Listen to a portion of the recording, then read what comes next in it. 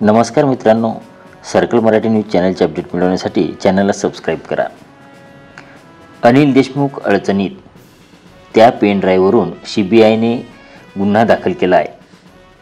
भाजपच्या वरिष्ठ नेत्यांना खोट्या गुन्ह्यात अडकवण्याचा प्रयत्न केल्याबाबत केंद्रीय अन्वेषण विभागाने म्हणजे सीबीआयने तत्कालीन गृहमंत्री अनिल देशमुख, विशेष सरकारी वकील प्रवीण चव्हाण, तत्कालीन पोलीस उपायुक्त पौर्णिमा गायकवाड, निवृत्त सहाय्यक पोलीस आयुक्त सुषमा चव्हाण आणि विजय पाटील यांच्याविरुद्ध गुन्हा दाखल केला आहे।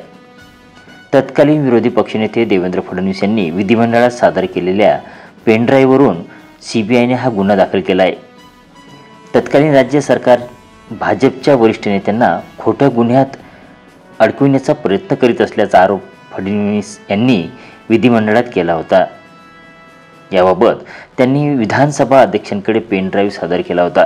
विशेष सरकारी वकील प्रवीण चव्हाण यांच्या कार्यालयात बसविलेल्या कॅमेऱ्यातून हे व्हिडिओ चित्रीकरण केल्याचे पेन ड्राईव्हमधून समोर आले होते। महायुतीचे सरकार सत्तेत आल्यानंतर फडणवीस यांनी हा तपास पोलीस महासंचालकामार्फत सीबीआयकडे सोपविला होता।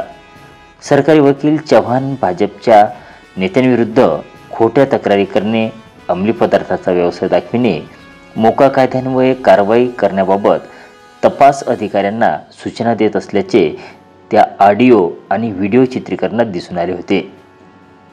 ॲडव्होकेट प्रवीण चव्हाण, तक्रारदार विजय भास्करराव पाटील आणि तत्कालीन गृहमंत्री अनिल देशमुख यांनी भाजप नेत्यांविरुद्ध खोटे गुन्हे दाखल करण्याचा कट रचल्याचे प्राथमिक चौकशीत समोर आले होते।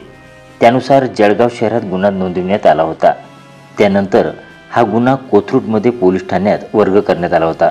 भाजप नेत्यांना गुन्ह्यात गोवण्यासाठी विशेष सरकारी वकील चव्हाण यांनी विजय पाटील, तत्कालीन पोलीस उपायुक्त गायकवाड, निवृत्त सहाय्यक आयुक्त चव्हाण यांनी खोटे साक्षीदार आणि पुरावे तयार केल्याने तक्रारीत म्हटले आहे। यावरून सीबीआयने गुन्हा दाखल केल्याने आता अनिल देशमुखांच्या अडचणी वाढणार आहेत।